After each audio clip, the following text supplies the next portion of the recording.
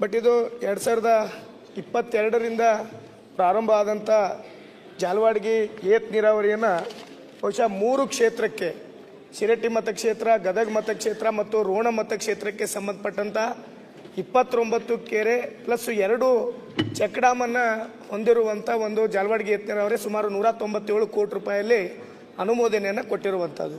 ಇನ್ನೊಂದು ದುರಾದೃಷ್ಟ ಏನಂದರೆ 23ರಲ್ಲಿ ಈ ಒಂದು ಕಾಮಗಾರಿಯ ಭೂಮಿ ಅಡಿಗಲ್ಲು ಸಮಾರಂಭನೂ ಸಹಿತ ಆಗ್ತದೆ. ತದನಂತರ ಈ ಕಾಂಟ್ರಾಕ್ಟರ್ಗಳು ನಾನು ಒಲ್ಲೆ ಅಂತೇಳಿ ನಾನು ಮಾಡೋಕ್ಕಾಗಲ್ಲ ಅನ್ನೋ ಉತ್ತರವನ್ನು ನೀಡಿರುವಂಥದ್ದು ಮತ್ತು ಈ ಕಾಮಗಾರಿಯನ್ನು ಯಾವ ಕಾರಣಕ್ಕೆ ಇದನ್ನು ತಡೆ ಹಿಡಿದಿದ್ದಾರೆ ಅಂತೇಳಿ ಮಾನ್ಯ ಉಪಮುಖ್ಯಮಂತ್ರಿಗಳಿಗೆ ತಮ್ಮ ಮುಖಾಂತರ ಕೇಳಲು ಬಯಸ್ತೀನಿ.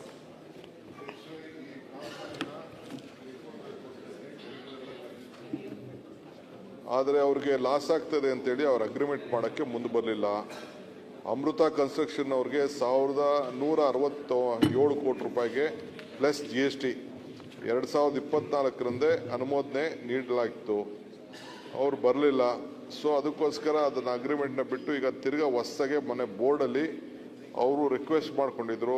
ಅದನ್ನು ಮತ್ತೆ ಬೋರ್ಡಲ್ಲಿ ಜನವರಿ 25ರಲ್ಲೇ 105ನೇ ಬೋರ್ಡಲ್ಲಿ ಇದನ್ನು ಇಟ್ಟು ರೀಟೆಂಡರ್ ಮಾಡಲಿಕ್ಕೆ ನಾವು ಮಾಡಿದ್ದೀವಿ. ಇದನ್ನು ನಾವೇನು ಕ್ಯಾನ್ಸಲ್ ಮಾಡಿಲ್ಲ. ಈ ಪ್ರಾಜೆಕ್ಟ್ ನಾವು ಮಾಡ್ತೀವಿ, ಹೊಸ ರೀಟೆಂಡರ್ ಮಾಡಿ ಇದನ್ನು ತೆಗೆದುಕೊಳ್ತೀವಿ. ಬಹುಶಃ ಅವ್ರಿಗೆ ರೇಟು ವರ್ಕೌಟ್ ಆಗಲ್ಲ ಅನ್ನೋ ದೃಷ್ಟಿಯಿಂದ ಅವರು ಬರಲಿಲ್ಲ ಅನ್ನೋದು ನನ್ನ ಒಂದು ಮಾಹಿತಿ ಇದೆ.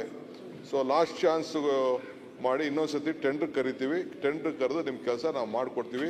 HK ಪಾಟೀಲ್ ಸಾಹೇಬರು ರಿಕ್ವೆಸ್ಟ್ ಮಾಡ್ಕೊಂಡಿದ್ದಾರೆ, ಪಕ್ಕದ ಕ್ಷೇತ್ರದವರು ರೋಣವರು ರಿಕ್ವೆಸ್ಟ್ ಮಾಡ್ಕೊಂಡಿದ್ದಾರೆ, ತಾವು ರಿಕ್ವೆಸ್ಟ್ ಮಾಡ್ಕೊಡ್ತಾ ಇದ್ದೀರಿ. ಇದ್ರ ಬಗ್ಗೆ GS ಪಾಟೀಲ್ ರೋಣವರು ಅವರು ಕೇಳ್ಕೊಂಡಿದ್ದಾರೆ. ಇದನ್ನ ನಾವು ಆದಷ್ಟು ಜಲ್ದಿ ನಾವು ಮಾಡಿಕೊಡ್ತೀವಿ.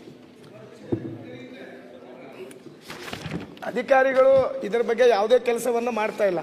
18/3/2020 ಇದರ ಹಿಂದಿನ ಅಧಿವೇಶನದಲ್ಲೂ ಇದೇ ಕ್ವಶನ್ ಅನ್ನು ನಾನು ಕೇಳಿದ್ದೆ. ಅದರಲ್ಲಿ ಉತ್ತರದಲ್ಲಿ ಒಂದು ಸೆಂಟೆನ್ಸ್ ಸಹಿತ, ಇವನ್ ಒಂದು ವರ್ಡ್ ಸಹಿತ ಯಾವುದೇ ತರ ವ್ಯತ್ಯಾಸಗಳು ಇಲ್ಲ.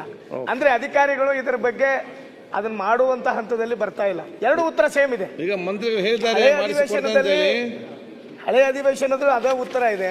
ಅಧಿಕಾರಿಗಳು ಇದರ ಬಗ್ಗೆ ಯಾವುದೇ ಕೆಲಸವನ್ನ ನಿರ್ವಹಿಸ್ತಾ ಇಲ್ಲ. ದಯವಿಟ್ಟು ಉಪಮುಖ್ಯಮಂತ್ರಿಗಳಿಗೆ ಬೇಡ್ಕೋತಾ ಇದ್ದೀನಿ.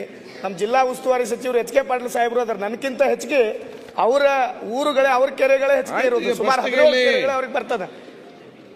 ಹಾಗಾಗಿ ಸಭಾಧ್ಯಕ್ಷರೇ, ತಮ್ಮ ಮುಖಾಂತರ ಈ ಕಾಮಗಾರಿನ ಆಲ್ರೆಡಿ ಅಡಿಗಲ್ಲಾಗಿರುವಂತ ಒಂದು ಕಾಮಗಾರಿ ಇದು, ಅಡಿಗಲ್ ಹಾಕಿರುವಂತ ಕಾಮಗಾರಿ ದಯವಿಟ್ಟು ಆದಷ್ಟು ಬೇಗನೆ ಅವತ್ತಿನ ದಿನ ಇದೇ ಕಾಂಟ್ರಾಕ್ಟರ್ ಬಂದು ನಿಂತು ಅವತ್ತಿನ ಕಾಮಗಾರಿಯನ್ನ ಅಡಿಗಲ್ ಪ್ರಾರಂಭ ಮಾಡ್ತಾರೆ. ಈಗ ಯಾಕೆ ಆಗ್ತಾ ಇಲ್ಲ ಅನ್ನೋದು ಆದಷ್ಟು ಬೇಗನೆ ನಮಗೆ ಕೊಟ್ಟರೆ ಅಲ್ಲಿರುವಂತ ಜನರಿಗೆ, ಇದರಿಂದ ಕುಡಿಯೋ ನೀರಿನ ಬಗ್ಗೆನೂ ಇದೆ, ಕುಡಿಯೋ ನೀರು ಬೇಕಾಗಿದೆ ನಮ್ಮ ಕ್ಷೇತ್ರದಲ್ಲಿ. ಹಾಗಾಗಿ ದಯವಿಟ್ಟು ಇದನ್ನು ಆದಷ್ಟು ಬೇಗನೆ ಈ ಕಾರ್ಯವನ್ನು ಪ್ರಾರಂಭ ಮಾಡ್ಬೇಕಂತೇಳಿ ಉಪಮುಖ್ಯಮಂತ್ರಿಗಳಿಗೆ ತಮ್ಮ ಮುಖಾಂತರ ವಿನಂತಿಯನ್ನ ಮಾಡ್ಕೊತಾ ಇದ್ದೀನಿ.